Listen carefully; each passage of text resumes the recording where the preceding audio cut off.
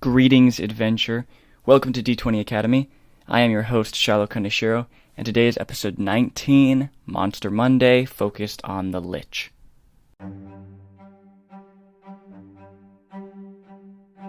Hey guys, welcome back to the third Monster Monday. This is the segment where I kind of spotlight a certain monster, and I kind of go over everything about it and how you can use it in your campaign and all of that good stuff. The first two were Mind Flayers and Yuan Ti, and those were a lot of fun, and so I'm going to continue doing that. The first Monday of every month will be a new Monster Monday. So, today I'm going to be focusing on one of the most iconic villains in all of D&D, the Lich. Now, I do have a personal connection with this monster, which I will get into later. I'm going to start with a brief history of the monster and the past game revisions, what inspired its conception and such. Go on to its appearance, its abilities, its culture, and its kind of the story surrounding it and stuff. I'll go to how to incorporate this monster into your games, and then of course end with some of my personal experience with the monster. And in particular, this one, more than any of the other monsters that I focused on at Monster Monday, does have quite a personal connection to me. So let's get into it. Okay, let's start with kind of the brief history of them, kind of the revisions over time and such. Real quick, a quick breakdown of Liches, if you're not sure what they are. Liches are these powerful spellcasters who have attained undeath, kind of immortality, to continue their devious plots and schemes even after death. They stay living by feeding their victims' souls to a special artifact called a phylactery. Now, the word lich is actually an archaic term for corpse, and so lich has been used in literature and such as a synonym for corpse for decades. But lich only started referring to these undead mages actually from D&D. This is now a staple in fantasy pop culture. Liches as these undead mages and these kind of powerful zombie wizards, but it's actually started from D&D, which we'll talk about in a second. The Lich has actually become pretty popular in pop culture nowadays. Most notably, the Lich is the antagonist from Adventure Time. It's this character called the Lich, and also I think there's a Lich King or something from World of Warcraft. Notably, both Adventure Time and World of Warcraft are of course based on D&D. The creators of Adventure Time have said that the show is based around Dungeons and Dragons, and when they used to play the game when they were young. And World of Warcraft is of course a fantasy role-playing game, just like Dungeons and Dragons. So in the original Dungeons and Dragons edition, the first game that was released, Gary Gygax and Robert Kuntz, they created a kind of a supplement campaign setting for the world of Greyhawk. Now, if you're not aware of Greyhawk, it's kind of one of the most famous campaign settings for Dungeons & Dragons. The most famous, obviously, being the Forgotten Realms, and then there's kind of secondary ones like Greyhawk, Eberron, Ravenloft. And so for the original Dungeons & Dragons game, they created this supplement for Greyhawk if you wanted to play your D&D games in the world of Greyhawk, and the Lich appeared for the first time there. The Lich was essentially what it is still now, this powerful undead mage who kind of feeds souls to a phylactery. The Lich appeared in more detail, though, in Advanced Dungeons & Dragons 1st Edition, and also its first variant, the Demo Lich, which I will get into later, also appeared in the release of the infamous Tomb of Horrors supplement. If you're not sure what that is, it's this very famous dungeon that was released for Dungeons & Dragons for, a one-shot or for you to put into your campaign. It's really deadly and really hard to get through and requires pretty high-level characters. And it's kind of become this kind of iconic dungeon, like TPK's parties and such. What's really cool is actually, kind of side tangent, in 5th edition, they released a book called, I believe I actually have it up here, Tales from the Yawning Portal, which is a collection of different dungeons and adventures being reprinted from older editions into 5th edition. And Tomb of Horrors is one of those, which is really cool. So the Demi-Lich, which is one of the Lich variants, actually appeared for the first time in Tomb of Horrors for Advanced Dungeons & Dragons 1st edition. The Lich also appeared in every edition of the game since then. Also, some other variants have been included and added over time, and so it's kind of become a D&D staple, along with like Mind Flayers and Beholders and such. So yeah, that's kind of the kind of history of the Lich. It is not like the most iconic Dungeons & Dragons villain at all, but it has kind of risen in popularity due to, fantasy pop culture like Adventure Time and World of Warcraft and such. And I think a lot of like D&D campaigns and stuff is beginning to focus on having Liches as main antagonists or story points about that. So yeah, that's that, and let's get into kind of the appearance of them. So Liches are undead humanoids, so they resemble like mummified, zombified versions of their past self, right? So typically, like any humanoid can attain lichdom, right? A human, most commonly, or like an elf, even a dwarf, whatever. Just some kind of intelligent humanoid who is powerful enough to be able to spellcast and wants to go into undeath and become immortal. So because of this, they're undead creatures. They're skeletal, bony. They have like withered flesh, sparse or like just altogether missing hair. So some of the original descriptions and some even modern descriptions of Liches have their eyes as like these orbs of burning light.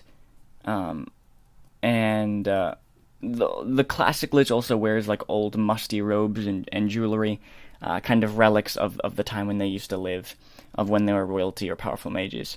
But a Lich can, like other humanoids, just wear, about anything. Though I assume, it depends on the Lich, so they probably prefer mages' robes and kind of expensive things and such. Obviously, it all depends on the Lich. So I'm just going to real quick run over the statistics of a Lich just so you kind of get an idea of it. I'm not going to get into the nitty-gritty of the numbers and everything, but just kind of give a quick overview of the statistics. So Liches in 5th edition, they are challenge rating 21, which makes them a powerful and formidable foe, only to be faced by a strong party.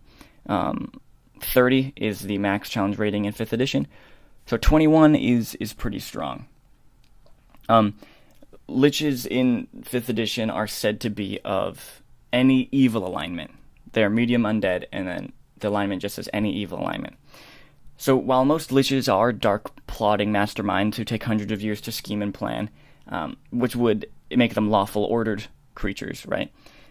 That's kind of the typical Lich. The iconic Lich is like some kind of leader and commander who has a structured way of protecting the phylactery and has a plan to take over the world or whatever. The idea of like a chaotic evil wizard who attained immortality just to cause chaos and violence forever is absolutely terrifying and awesome and a really good idea for a villain. So when I first was like, any evil alignment, that sounds weird. Shouldn't they just all be lawful evil? I guess there is the case where there could be a chaotic evil Lich, and that is really cool, actually, and a cool idea. So if you're planning on using a Lich in your campaign or your story, if you're a dungeon master, that could be an interesting take on the classic Lich trope, necromancer trope. Liches in 5th edition have an okay armor class. It's 17. It's all right.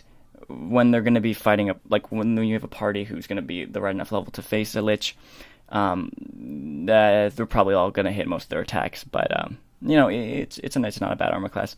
They also have quite low hit points, as they are frail, wizard-like humanoids. They don't have any like melee combat skills or anything, so they do kind of have a low armor class and hit point maximum.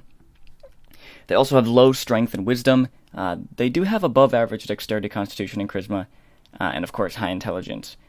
The idea being that not only is intelligence their spellcasting modifier because what they used to cast spells because they were once wizards and they're mages, but that they're learned, kind of ancient wizards who have lots of knowledge and have a lot of knowledge about the world and dark spells and necromancy and such. So they would have high intelligence. Me personally, I don't fully agree with these stats. I believe Liches should actually have a lower constitution, since they're undead, decaying creatures, and they should actually have a higher wisdom. I think they have like a wisdom of 12 or something. I think they should have higher than that because I feel like being alive for so long, for centuries or millennia, they would have gained so much more experience and cunning, and I think having a high wisdom would kind of reflect that. Because they do have a high intelligence for all their knowledge and what they've learned, but I think having a high wisdom would also kind of reflect them, living for a long time and having gained lots of like cunning and instinct and smarts. They have some basic damage immunities and resistances to kind of the dark types of damages, cold, lightning, necrotic, and immunity to like attacks from non-magical weapons, like most high-level monsters. Also, Liches notably do have true sight for 120 feet. Not only a description anywhere of like where this kind of comes from, but I guess they're just really powerful mages and they can kind of see through illusions and such, which is pretty interesting. So I do like the 120 feet true sight for Liches. Makes them a little more formidable. Of course, they have legendary resistance. They have 3 uses of this, which means anytime they fail a saving throw, they can choose instead to succeed it and expend one of the 3 uses. Liches are legendary creatures, so they do have legendary resistance. Real quick, if you're not aware of what a legendary creature is, some of the most like powerful monsters and villains in Dungeons & Dragons 5th edition are called legendary creatures. And these creatures have special things like legendary resistance and can also take special actions during the other player's turns called legendary actions, which I will get to in a second.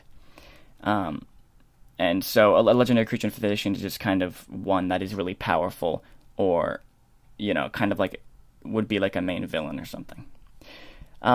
They do also have a little rejuvenation ability, which allows their body to reform at their phylactery if their body is killed, meaning that, yes, you do have to destroy phylactery before killing a lich. Otherwise, it'll just keep coming back. So they do have that little ability.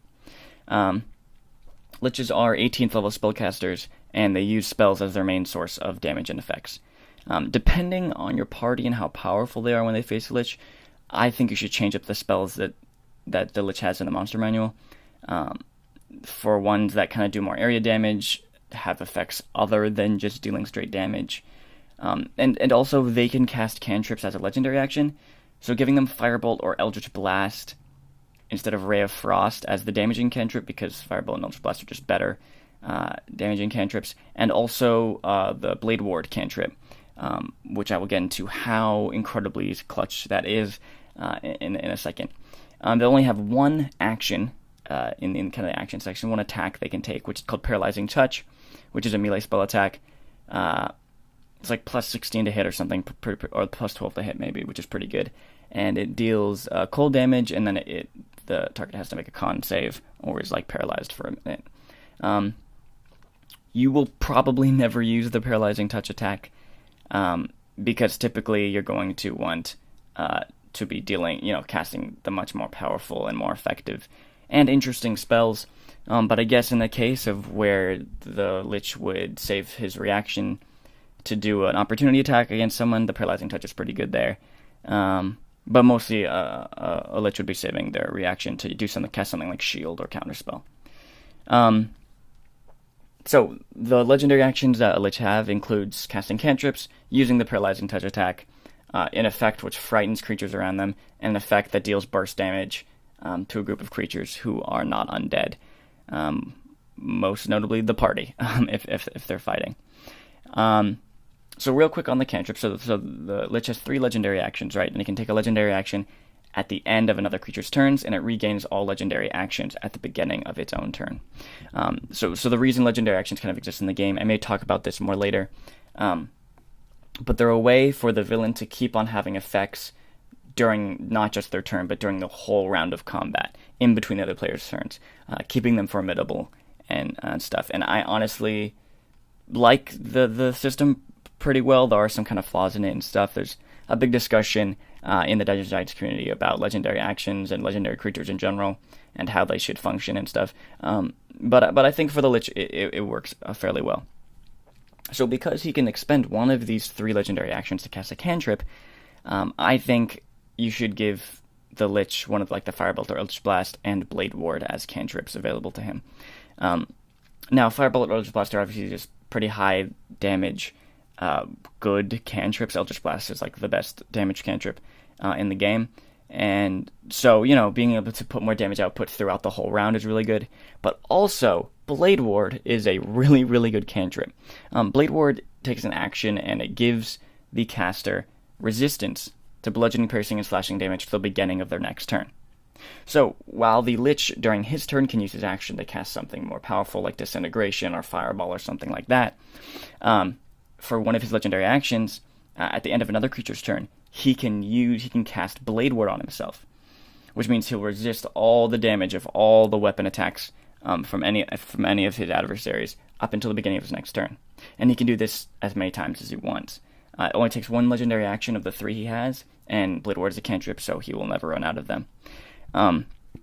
This is a quite strong ability, because it bypasses even magical weapons. It still halves the damage from them, and it makes all the barbarians and fighters and rogues and all the kind of weapon attackers in the party a little less useful in the battle, which is really good because the Lich, like I said, has low armor and low hit points, and so can really quickly get killed by these kind of more melee weapon fighters.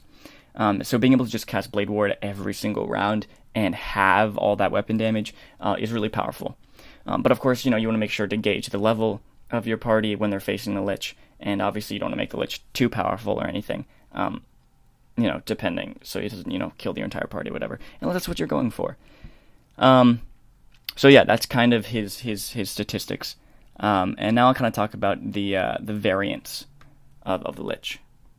There have been a couple different variants to the Lich over time, kind of different versions, mostly in campaign setting supplements like Greyhawk or Eberron or something like that. The most notable, the most famous, is the Demi-Lich, which actually has its own stat block in the 5th edition Monster Manual. A Demi-Lich is like a floating skull. It's like the remnant of a Lich who has failed to feed enough souls to its phylactery. So, after a period of time and the Lich hasn't fed any souls to the phylactery, then they will kind of lose their physical form and just turn into this floating skull, who is less powerful than the Lich in their full form. If you're still kind of confused, by the way, about the phylactery and what that all means, I am going to get into that later on in the episode. So don't worry about that. So though the Demi-Liches are actually still pretty powerful enemies, I think they're challenge rating 18 or something, they can't really do much except protect their phylacteries. Once they're able to feed a soul to the phylactery, they regain their form as a regular Lich. But they're not super strong and are mostly just going to be used to just protect their own phylacteries so they don't, they're not killed forever. Their most iconic ability is this blood-curdling howl that either drops enemies to unconsciousness instantly or at least leaves them frightened, which is, a pretty powerful ability, and depending on how the dice go, could lead to a TPK. So make sure if you're using a Demi-Lich, you know what you're doing, because things could go bad for the party really quickly. It also has some abilities that drain enemies of hit points, and then one that kind of curses an enemy and makes him have disadvantage in his attacks and skill checks or something. So can't cast spells, not really as cool as the Lich, but yeah, if you want kind of a lower level Lich enemy, you can use the Demi-Lich. Just be careful of the Howl ability, because depending, on how lucky your players are, that could not go super well. Another variant of the Lich, which does not appear in 5th edition, is the Bane Lich, which is a clerical Lich who serves the god Bane from the Forgotten Realms world. So obviously Bane Liches can only exist in universes where there is the god Bane, like the Forgotten Realms. But I think the concept of a Lich serving a greater evil or god, even in its powerful form, is a really interesting idea you can play around with. Because Liches are most iconically wizards and mages, who, kind of sort of become gods themselves, or attaining immortality and completing their 1,000-year-old schemes. But instead having a Lich being a cleric, actually, and serving a sort of god is also kind of an interesting concept, kind of being the hand of that god in the world, and doing their bidding. I think that's really interesting, kind of putting a religious clerical twist on a Lich. So while they don't have to serve Bane in the Forgotten Realms, I just think that concept is pretty interesting. Introduced in 3rd edition was the extremely rare Good Lich, who is yes, not a lich that is evil, but instead a lich that is good. They desire to like live on for for eternity, to like protect a loved one or complete a righteous goal. So yes, these liches have attained lichdom instead to complete a good, for a good cause, and to complete a good goal instead of one that's inherently evil. I assume that there's not much information I've been able to find on good liches, and I didn't encounter them. I never played 3rd edition. I assume most good liches eventually fall to evil, as the very essence of being a lich is darkness, and also you have to murder and feed souls into a phylactery, which is, a bad thing to do. You shouldn't kill people. So, good liches I hadn't really heard of before I started researching for this episode. I think it's a really interesting concept, and I think having a villain, if your villain is a lich, if they started out as a good lich, like trying to do the right thing, but because of the essence of what the creature is and what they have to do to stay alive, they've slowly succumbed to darkness and become an evil lich, and I think that's really interesting to play around with. So that was kind of the different variants of the Lich. Now let's kind of get into like the history and the origin, not here in real life about like 1st and 2nd edition, but in fiction, in the world. How does kind of their culture work and all of that. Okay, so what differentiates Liches from the other 2 monsters I focused on in the podcast, being Mind Flayers and Yuan-Ti. If you hadn't checked those Monster Monday podcasts out, go listen to those. I did a lot of work on those, and I really like them. So what differentiates the Lich from those 2 monsters is Liches are not a race of creatures with their own culture and society. Mind Flayers and Yuan-Ti are both these different races of monsters, and, they have their own origin story and their own kind of culture and their own societies and cities and all of that. Liches are just once living beings of any humanoid race and background who have achieved undeath to continue their goals. So they don't like live in like, there might be maybe like a collection of liches in some kind of order or something, which is actually terrifying. Or typically like they just are still similar to the human that they once were, and have just achieved undeath so that they can take over the world or whatever they're trying to do. So I just want to point out that is the difference them a little bit with like the other monsters that I focused on, is that they're not their own race of monsters. It's a monster that has been created by someone who was trying to continue living as a powerful wizard. Now, typically liches make pacts with dark beings or demon lords to obtain like the spell to bind them to a phylactery or the ingredients of the potion that turns them into a lich, whatever. Depending on your campaign setting and story, the way of becoming a lich or the way of creating a phylactery, whatever, will probably differ. If you're a dungeon master, do whatever you think works best. Pull inspiration from anything you want. I think in the monster manual it kind of describes them making deals with like dark beings, and there's something about like drinking a potion to kill yourself and rise again as a lich or something. I'm not super sure, but you can kind of do what you want, kind of be a little creative with that. Maybe Lich has to like find an old spell book to find this information, or uncover some sort of artifact that can only be a phylactery or something. I don't know. But basically, once the Lich has chosen an item, it's usually something small like an amulet or a totem, and typically something personal to the Lich. Once they've chosen this item to be their phylactery, they bind their soul with it, and then they rise as a Lich, and they must periodically feed souls of people into the phylactery so that they can keep their powerful undead form. So the phylactery is like an item, like an artifact that is binded to the Lich, and that the Lich feeds souls to, so that it can keep being a Lich. Now, this forces most Liches to protect their phylacteries at all costs, because once their phylactery is destroyed, the Lich can never rise again. So, after the phylactery is destroyed, and then the Lich is killed, the Lich will never come back to life, and it's dead forever. So they want to protect these phylacteries at all costs. So typically they'll gather kind of hordes of minions and construct dangerous layers to kind of protect these things. The more powerful the Lich, the more complicated the ritual of destroying the phylactery. Now, nowhere really in Dungeons & Dragons lore, and definitely nothing I found in 5th edition, details what is required to destroy a phylactery. Maybe it's just an item that has armor class and hit points, and you just have to whack it with a sword until it just breaks. I guess that's a way to do it. But personally, I find it, creating a whole adventure out of having to figure out the ritual or the method to having destroy this particular phylactery. It may take adventurers many trials and quests to figure out the ritual, gather the items, and finally find and then destroy the phylactery itself. So play around with that. Definitely, if the Lich is your BBEG, right, like the kind of main antagonist of your campaign, or some sort of minor villain in your campaign, turning the destruction of the phylactery into like this whole quest and adventure can be really cool and really interesting. And make the Lich that much more menacing and harder to defeat. Now, the life of a Lich is one of isolation and loneliness. First off, they're paranoid of anyone trying to touch their phylactery. Obviously, them being killed is not too much of a problem because they'll just reformat their phylactery again. But still, they don't like to keep anyone close or whatever. Of course, they do collect some minions and enthrall other beings to like protect their lair or find and kill victims to feed their phylactery. But they usually either get mindless creatures or turn intelligent creatures into vegetables, so they don't try to destroy the phylactery or anything. Don't turn on a Lich.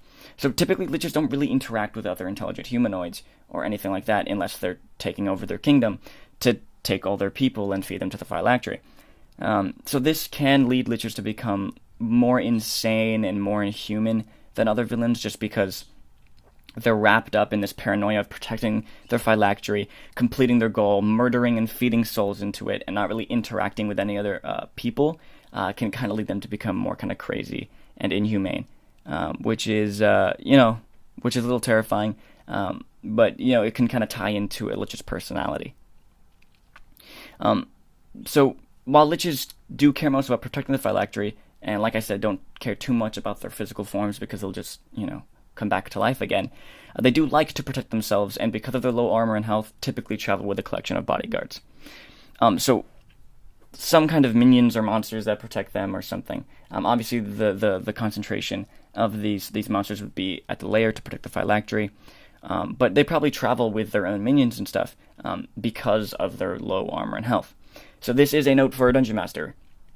Liches have high damage output.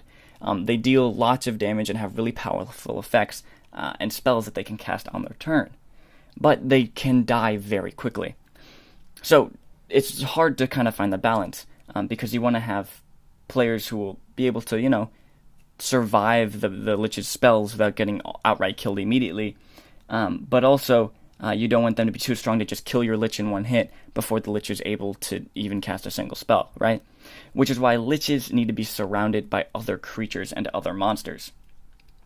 So if the Lich has other minions around it who can help protect it and serve as other foes for the heroes, it can balance things out a bit more. Those things will have more hit points, more armor, can soak up the melee attacks and such, while the Lich takes few damage and still does its high damage output, and it can kind of balance out the encounter. So if you are going to have an encounter with a Lich, either give the Lich much higher armor class or health or some kind of defense mechanism, or arm it with a bunch of minions who can help make the battle more interesting and balance out the power level. Now, one thing to note about Liches, kind of the most important thing. Almost anyone who attains Lichdom has a goal, right? A reason for attaining undeath and immortality. Something that they didn't complete in life, or didn't even realize that they needed to do in life. Maybe it's something as big in scoping as world domination or world destruction. Maybe it's something smaller and more personal like revenge. But Liches need to have a purpose for becoming Liches. It takes a lot of work to get the phylactery and do that whole ritual and all of that. And so, the reason to become a Lich has to be strong. They still have a goal that they're trying to complete. That would just take too long for them to complete in their regular life as a mortal. So if you're designing a Lich, if you're a Dungeon Master designing a Lich as a villain, make sure you have this goal clearly defined and have it, come into conflict with what the players are trying to do. I'll get more into how to incorporate a Lich in your campaign in a second. But just, make sure Liches don't just become Liches for fun. They typically have a goal, even if it's not this lawful evil one trying to dominate the world, and it is this chaotic evil Lich who's just trying to just cause chaos and violence wherever it goes. That's still a goal, and they probably still have plans and something. So, make sure that the Liches in your world do have a reason for becoming Liches. Okay, real quick, I'm just going to talk about a Lich's lair. A Lich's lair can vary, but it's most likely a location where the Lich can securely hide and protect his phylactery. They might choose their lair to be like the castle or tower they once inhabited when they were mortals, or maybe some sort of like hidden ruins or caves that are hard to track down.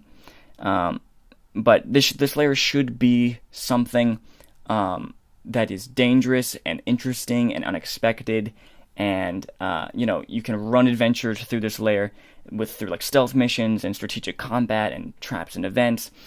Make it similar to like a dungeon crawl through this lair. It just make the lair really interesting and cool, and of course relevant to the story, relevant to the Lich, because having adventures kind of run through this dungeon, run through this lair, could be a lot of fun, and could lead to some really cool encounters and such. So typically all Liches have a lair somewhere where they can protect their phylactery, somewhere where they can have a base of operations, where they can gather forces and such. So just keep that in mind. Most legendary creatures do have a lair, like vampires, beholders, and such. So if I do ever focus on any of those, I'll also be talking about lairs with them. But yeah. So now let's kind of get into campaign integration, how to put Liches into your campaign. So Liches make just perfect campaign villains and antagonists. Now, if you're not familiar with the term BBEG, it stands for Big Bad Evil Guy, and is the term that references like the main antagonist for your entire D&D campaign. So Liches make great BBEGs, or even maybe smaller villains for a subplot, but they are a great singular villain to conflict with your party. They're powerful, terrifying, mysterious, and are a constant threat. Right until their phylactery is destroyed. They can keep coming after the party, keep encountering the party, and even if they lose, they can just reform, come back more powerful, as they gain more information about the party, learn their weaknesses and such, and can be a constant threat until the players go destroy the phylactery and kill the Lich. Now, Liches provide a story hook and adventure all in themselves, right? Like finding the phylactery, discovering the ritual required to destroy it, getting the materials to do it, actually destroying it, and then killing the Lich once and for all, is this whole conglomerate of stories and adventures that just come with a Lich, which is really, really cool.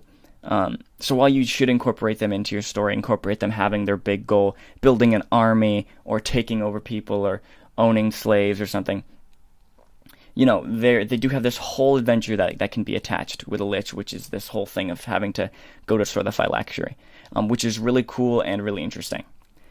Liches also provide for a really great combat because of their versatile spellcasting and the diverse kind of posse of bodyguards that might accompany them. Now, a lot of monsters in 5th edition in the monster manual can get laborious and boring really quickly.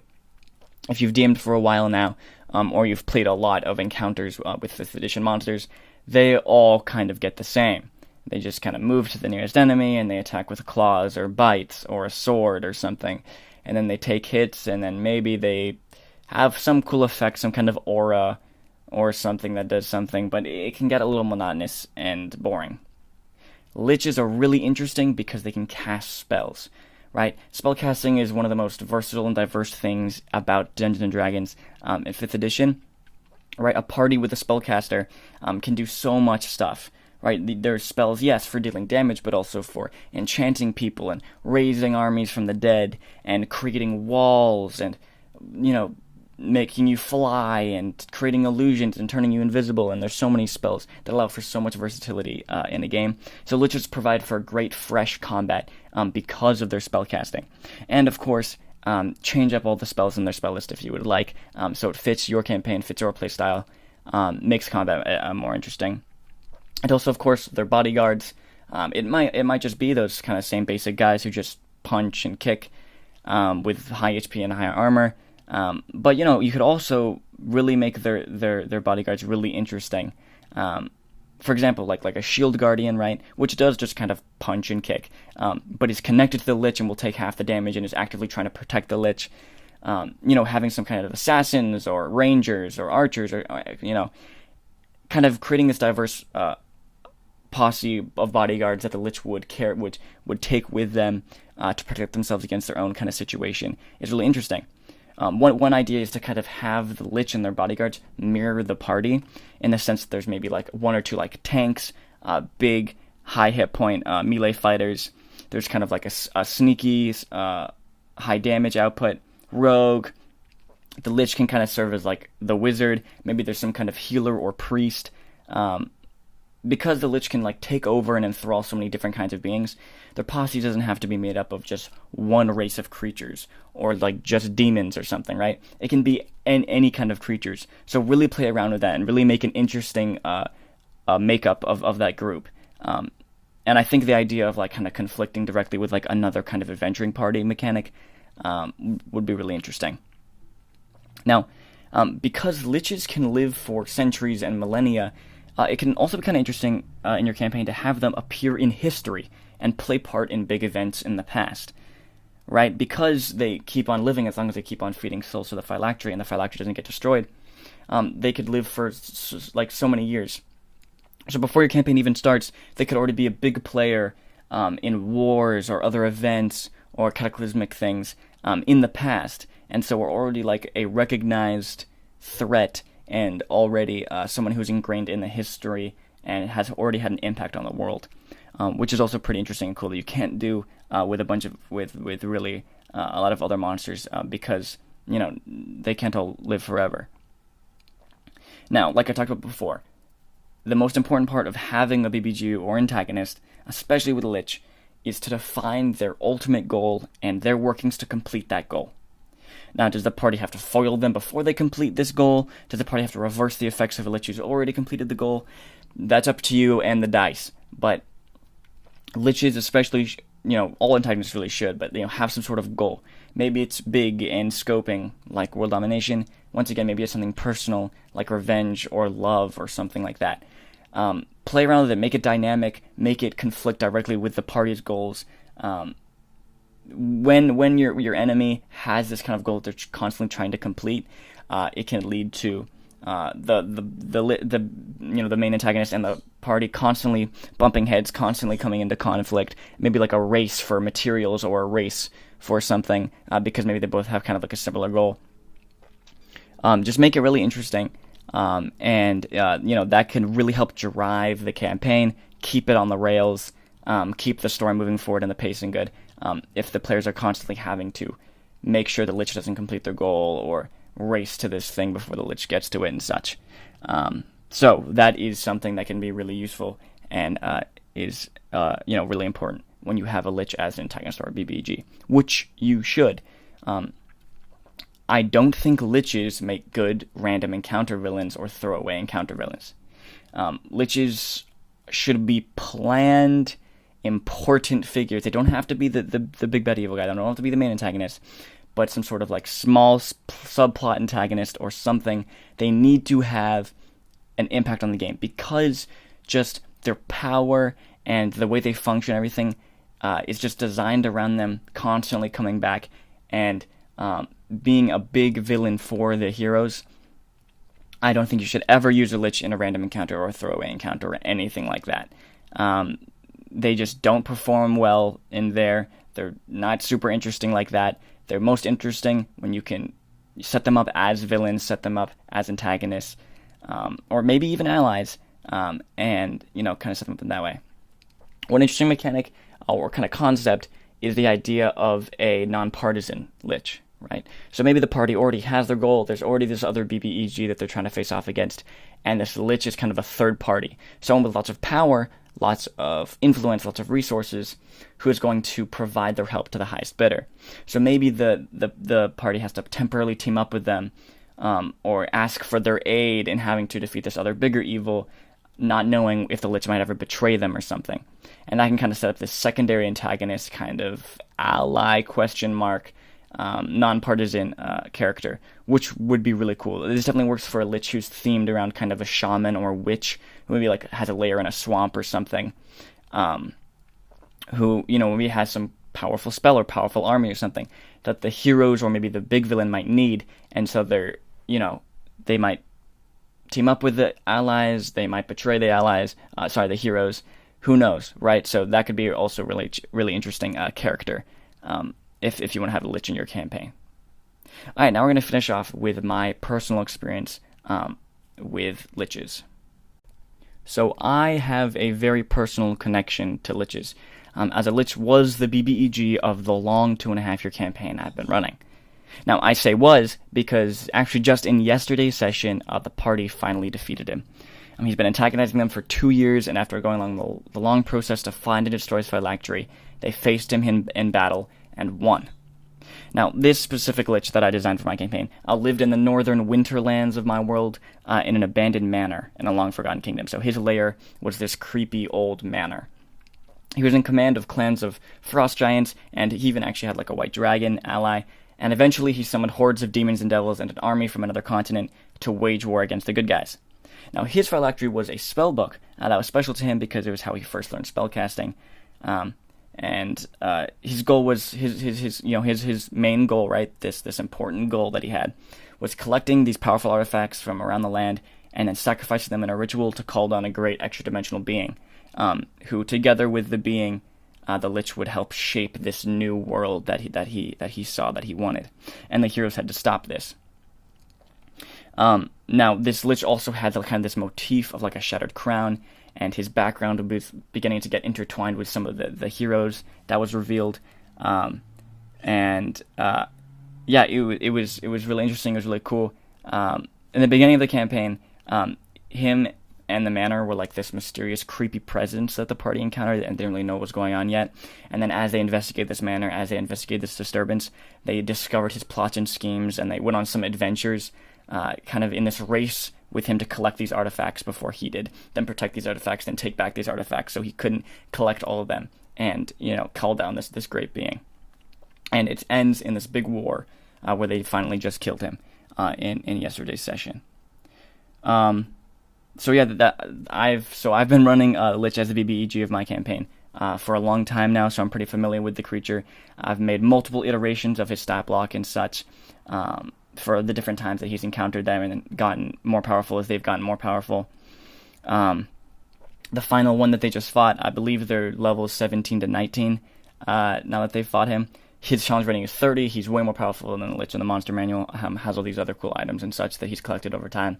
It was a really cool battle. It was really fun. So a Lich was the villain for my campaign. So I'm very familiar with having him as the BBG, having Lich as BBG, and I think it works great. Him in his goal about like collecting these things and this race against the players really helped keep the campaign focused and kept the pace moving and kept the game exciting and this constant back and forth, which is really good and really exciting.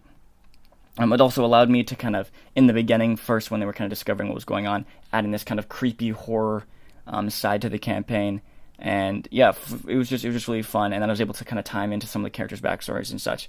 And he ended up being a pretty interesting villain, a pretty cool BBEG. So that's kind of my personal experience. I've had more experience with the Lich than probably like any other monster in the game. But so I am pretty familiar with Liches, and I think they do make great BBEGs, great villains, and yeah.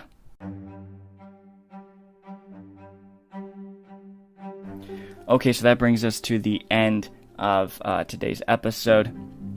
Thank you so much for listening. Thank you so much. If you listened all the way through to here, for sticking in, I hope you learned a lot. I hope you got inspired. Maybe if you're not even going to use a Lich, if you're a Dungeon Master, you're not even going to use a Lich in your campaign, hopefully you got inspired to do something. Hopefully you learned something about monsters or anything that you didn't know before. This one was a lot of fun making, definitely because I had a lot of experience with Liches in my own campaign. And so once again, you can follow the podcast on Instagram at D20 Academy. It could be also at D20 Academy Podcast. I keep forgetting to look. And I don't remember which one it is. But I'm posting updates and all that kind of stuff there about what's going on with the podcast and the future episodes and all that. So you can go ahead and give that a follow on Instagram to get all that information. Thank you so much for listening. I believe next week, I can't really say, I don't think I can really say what the episode's going to be, but it's going to be a lot of fun. And then, of course, next month, the first Monday of next month, will be the next Monster Monday, which is also going to be a really exciting monster that I'm really looking forward to making an episode about. So, thank you so much for listening. Hope you have a great day.